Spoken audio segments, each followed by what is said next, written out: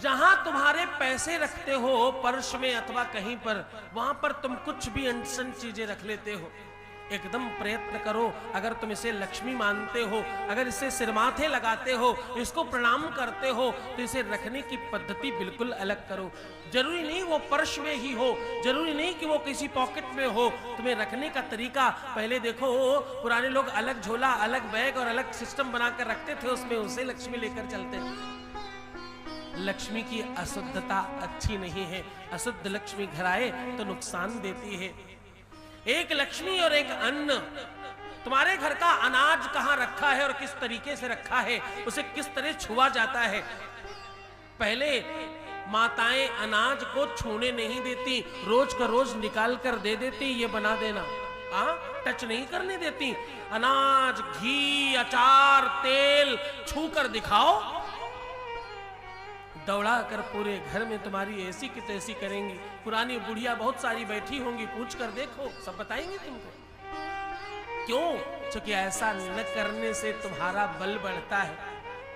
इन चीजों को अशुद्ध नहीं करना चाहिए। इनकी अशुद्धता से तुम्हारे जीवन में अशुद्धता आती है। इस पर बहुत ध्यान देना चाहिए। धन, अन्न, भोजन, पाक व्यवस्था और पाक कक्ष, जो तुम्हारा किचन है, उसे बहुत अच्छा रखो। वहां अंट संट उल्टा सीधा जाकर के, तुम्हारे किचन में जाकर कोई जाए और देख करके अजीब न लगे, दिव्यता लगनी चाहिए। अन्नपूर्णा का वास है वहां। माता अन्नपूर्णा को प्रणाम करते हो तुम। भोजन करते समय तुम मंत्र बोलते हो, भोजन करते समय अन्नपूर्णा को प्रणाम करते हो। और वहां जहां भोजन पक रहा है वहां और शुद्धता होनी चाहिए। ऐसा स्थान जहां का बना हुआ अन्न हम भोग लगा सकें, ऐसा स्थान जहां से बना हुए अन्न को हम परमात्मा को खिला सकें, ऐसी जगह जहां से बनी हुई भोजन की सामग्री को हम ईश्वर को समर्पित कर सकें, वो जगह बड़ी दिव्य और साफ सुथरी होनी चाहिए। आखिरी लक्षण, ये सारे लक्षण तुम्हें मानने चाहिए। ये तुम्हारे मानने योग्य बात है। कभी भी अपने बारे में अथवा अपने लोगों के बारे में गलत बात नहीं बोलनी चाहिए।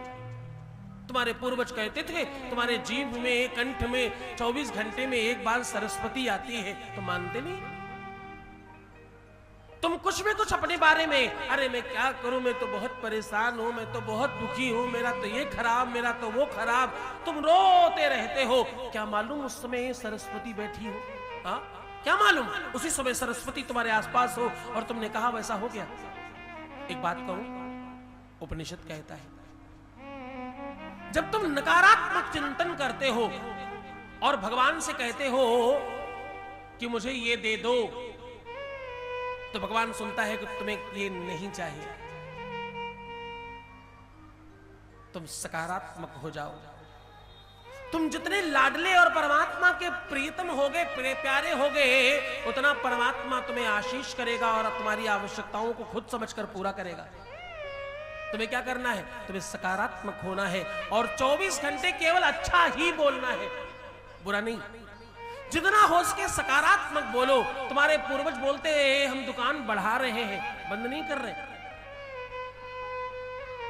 तुम्हारे पूर्वज जब घर से जाते तो ये नहीं कहते हम जा रहे हैं कि दरवाजा बंद कर लो, बोलते हम आ रहे हैं दरवाजा बंद कर लो। क्या बोलते थे? हम आ रहे हैं अभी, दरवाजा बंद कर लो। ये नहीं कहते हम जा रहे हैं। हर चीज में सकारात्मकता थी, हर चीज में हम अच्छी बातें बोला करते थे। हम हर तरफ से बेहतर चिंतन करते थे। हर बात में हमारी सकारात्मकता थी। इस कारण हम हर जगह विजयी श्री को प्राप्त करते थे। ये 5 जो लक्षण मैंने तुम्हें बताए हैं, अगर तुमने ये अपने जीवन में डाल लिए तो आप यकीन करना, तुम्हें अपने जीवन में कभी संकट नहीं आने पाएंगे। शिव महापुराण का तथ्य बता रहा हूं तुम्हें, और शिव पुराण में तो तुम्हें मालूम है 18 पुराण समाहित है।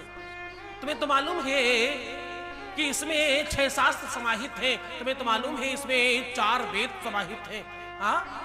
तुम कितने खुश नसीब हो, तुम 4 वेद सुन रहे हो, तुम 6 शास्त्र सुन रहे हो, तुम वेदांत की बातें सुन रहे हो और तुम उपनिषदों को अपने जीवन में उतार रहे हो।